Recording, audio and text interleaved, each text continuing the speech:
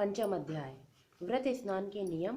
कहो सभी मुनि राय, बोले पृथु श्रवण कर, कथा सभी हर्षाए। पृथु बोले, हे मुनि, आपने कार्तिक माघ मासों का फल वर्णन किया है, अब इन महीनों के स्नान की विधि और नियम भी कहिए। नारद जी बोले, हे राजन, तुम विष्णु के अंश से उत्पन्न हुए हो और तुमसे कोई बात छुपी नहीं है, तथापि मैं समस्त नियमों का वर्णन करता हूँ। अश्विन मास में शुक्ल पक्ष की एकादशी से संयम से रहकर कार्तिक के व्रतों को प्रारंभ करें। जब एक प्रहर रात्रि रहे तब उठें और जल का पात्र लेकर ग्राम से बाहर उत्तर दिशा की ओर जाएं। दिन में प्रातः साय जनेऊ को कान पर चढ़ाकर उत्तर को मुख करके बैठें। सिर को कपड़े से ढक लें, मुख को बंद रखें और श्वास लेना बंद करके मलमूत्र का त्याग करें। यदि रात्रि हो तो दक्षिण को मुख करें। मलमूत्र त्याग करके अपनी गुप्तेंद्रियों को मिट्टी लगाकर धोवें और दुर्गंध दूर करें।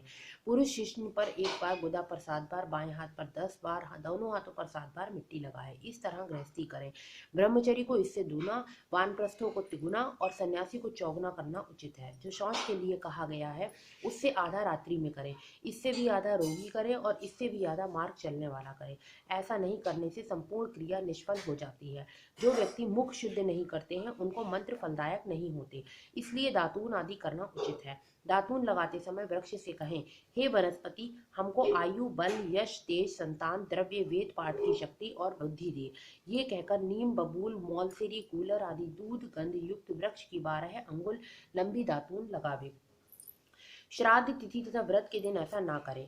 प्रतिपदा, अमावस्या, नवमी, षष्ठी तिथियों और रविवार तथा चंद्र सूर्य ग्रहण के दिन दातून ना करें। संभालू, पीपल, बट, अरण और गंधहीन वृक्षों की दातून ना करें। नदी या कुआं पर स्नान करके स्वच्छ वस्त्र पहने। तदनंतर विष्णु और शिव के मंदिर में प्रसन्नता और विधि पूर्वक पुष्प, गंध, तांबूल ले जाएं। जहां भगवान के पूजन षोडश उपचारों को कर स्तुति करके नमस्कार करें और भजन गावें। देवालय में भजन कीर्तन करने वाले विष्णु स्वरूप होते हैं। जैसे सतयुग आदि में तप, यज्ञ, दान आदि भगवान की प्राप्ति कराते हैं, वैसे ही कलयुग में भक्ति पूर्वक भजन कीर्तन से प्रसन्न होते हैं। हे राजन, मैंने जब भगवान से पूछा कि आप कहाँ निवास करते हो, तब वह बोले, हे नारद, मैं बैकुंठ अथवा योगियों के हृदय में नहीं रहता हूँ। मेरा निवास भक्ति और कीर्तन में है। गंध आदि से पूजन करने से मैं इतना प्रसन्न होता हूँ जितना कि मैं अपने पूजन से नहीं होता। जो मूढ़ नर पुराण कथा और मेरे भक्तों का गान सुनकर मेरी निंदा करते हैं वे मेरे शत्रु हैं।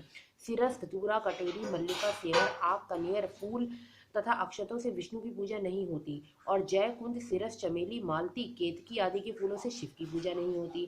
तुलसी पत्र से गणेश जी की, दूब से दुर्गा की, अगस्त के फूलों से सूर्य की पूजा करना उचित नहीं है।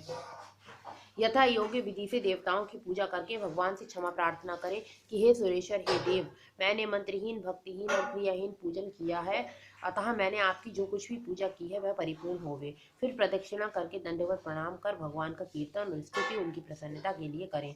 जो कार्तिक की रात्रि विधि पूर्वक विष्णु और शिव का पूजन करते हैं वे अपने पूर्वजों सहित निष्पाप होकर वैकुंठ को पाते हैं। षष्ठ अध्याय। समय तिथि स्नान की नारद करें बखान, राजा पृथु श्रवण कर पाया सारा ज्ञान। नारद जी बोले, 2 घड़ी रात रह जाए तो उठकर तिल, कुशा, अक्षत, फूल, धूप, दीप आदि को लेकर पवित्र होकर किसी नदी, तालाब, कुआं आदि पर जाएं। मनुष्य की निर्मित नहर आदि से देवताओं की बनाई हुई नदियों में व संगम स्नान करने से 10 गुना फल है, तीर्थ में उसका दुगना। विष्णु का स्मरण करके स्नान कर तीर्थ तथा देवता आदि को क्रम से अर्घ देवें। अर्घ का मंत्र यह है कि लक्ष्मीपति भगवान को, जलाशायी भगवान को मेरा नमस्कार है। ऋषिकेश, इस मेरे अर्घ को ग्रहण करिए, आपको नमस्कार है। बैकुंठ में, प्रयाग में अथवा बद्रिका आश्रम में जहाँ मुनि, वेद तथा और यज्ञादि सहित जहाँ 3 प्रकार से विष्णु ने पद स्थापित किए वहाँ सब देवता हमारी रक्षा करें। हे जनार्दन, हे देवेश, हे दामोदर, आपको नमस्कार कर मैं इस जल में प्रवेश करता हूँ। आपके अनुग्रह से मेरे सब पाप दूर हुए। हे हरे, हे श्री कृष्ण, कार्तिक मास में व्रत धारण करके जो विधि पूर्वक मैं स्नान करूं सो मेरे अर्घ को आप राधा सहित अंगीकार कीजिए। भागीरथी, विष्णु, शिव, सूर्य आदि को स्मरण करके जल में घुसें और नाभि पर्यंत जल में घुसकर विधि पूर्वक स्नान करें। गृहस्थी तिल और आंवले का चूर्ण मलकर स्नान करें। विधवा, स्त्री और सन्यासी तुलसी की जड़ की मिट्टी लगाकर स्नान करें, परंतु सप्तमी, अमावस्या, द्वितीया, दशमी और त्रयोदशी इन तिथियों में आंवला और तिल ना लगावें। प्रथम शरीर मलकर स्नान करें, फिर यथोचित मंत्र द्वारा स्नान करें। स्नान मंत्र भक्ति भावना से जिन प्रभु ने देवताओं के कार्य के निमित्त रूप धारण किया था, वे कृपा करके मुझे पवित्र करें। विष्णु की आज्ञा से इंद्र सहित सब देवता कार्तिक के व्रत करने वालों की रक्षा करें। बीज रहस्य और यज्ञ सहित सब वेद मंत्र तथा कश्यप आदि सब मुनि और देवता मुझे पवित्र करें। गंगा नदी, तीर्थ, शोणिधि नद, सप्त सागर आदि मुझे पवित्र करें। अदिति पतिव्रताएं, यज्ञ सिद्ध सर्प, त्रिलोकी की औषधि और पर्वत मुझे पवित्र करें। प्रति मनुष्य इस प्रकार स्नान करके हाथ में पवित्रा धारण कर देव, ऋषि और पितरों को तर्पण करे।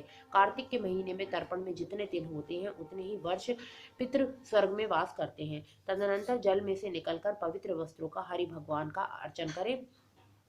तीर्थों और देवताओं को स्मरण करके भक्ति पूर्वक गंध, पुष्प और फूल फलों से अर्घ्य प्रदान करें। अर्घ्य मंत्र: विधि पूर्वक कार्तिक मास में स्नान करता हूँ, सो मेरे दिए हुए अर्घ्य को राधिका सहित ग्रहण कीजिए। तब वेद पाठी स्वकर्म करने वाले ब्राह्मणों का पूजन करें। ब्राह्मणों के दक्षिण चरण में तीर्थ, मुख में वेद और संपूर्ण अंगों में देवता रहते हैं, अतः उनकी पूजन करने से भगवान की पूजा होती है। पृथ्वी पर ब्राह्मण विष्णु के रूप है, इसलिए अपने कल्याण चाहने वाले कदापि इनका अपमान और विरोध न करें। फिर हरि की प्यारी तुलसी जी की पूजा कर परिक्रमा दें, नमस्कार करें और कहें कि देवताओं ने प्रथम तुम्हें पैदा किया है, मुनियों ने तुम्हें पूजा है, सो तुम मेरे कष्टों का हरण करो। भक्ति पूर्वोक्त विधियों को करने वाला नारायण की सालोक्यता को प्राप्त होता है। रोग और पातकों का नाश: उत्तम बुद्धि वाले विष्णु भगवान के प्यारे कार्तिक के व्रतों के सिवाय और दूसरे व्रत उत्तम नहीं है। ओम नमो भगवते वासुदेवाय।